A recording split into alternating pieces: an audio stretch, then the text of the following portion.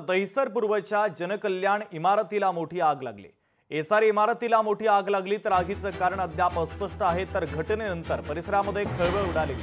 या दुर्घटनेमध्ये वृद्ध महिलेचा मृत्यू झालाय तर 12 वर्षीय मुलगा गंभीर जखमी झालेला आहे।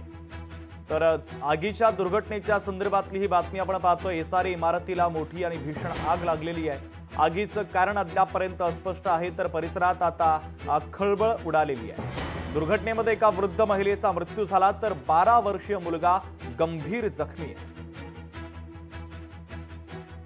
शॉर्ट सर्किटमुळे आग लागलेली आहे आणि शॉर्ट सर्किटमुळे आग लागल्यामुळे फायर अगदी बाजूला असल्यामुळे लगेचच फायर ऑफिसर सगळे आले आणि आग आटोक्यात आणलेली आहे।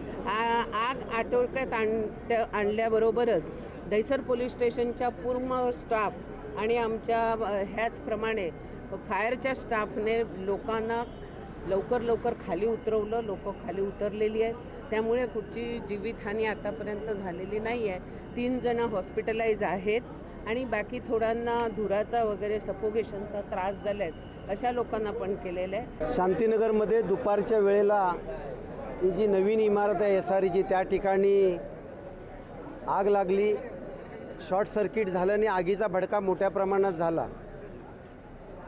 नागरिकांकडून कळताच त्या ठिकाणच्या स्थानिक नागरिकांकडून मला समजतात त्या ठिकाणी आपण फायर ब्रिगेड बोलवल्या, पोलीस प्रशासन आणि आग विझवण्याचं काम केलं।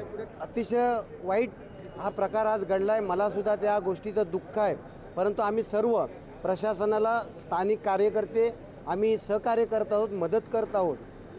परंतु आता जी आग आहे ती कंट्रोलमध्ये आलेली आहे असं आम्हाला फायर ब्रिगेडच्या अधिकाऱ्यांनी आम्हाला सांगितलेलं आहे। लोकशाही मराठी ऐका, पहा, जागरूक रहा।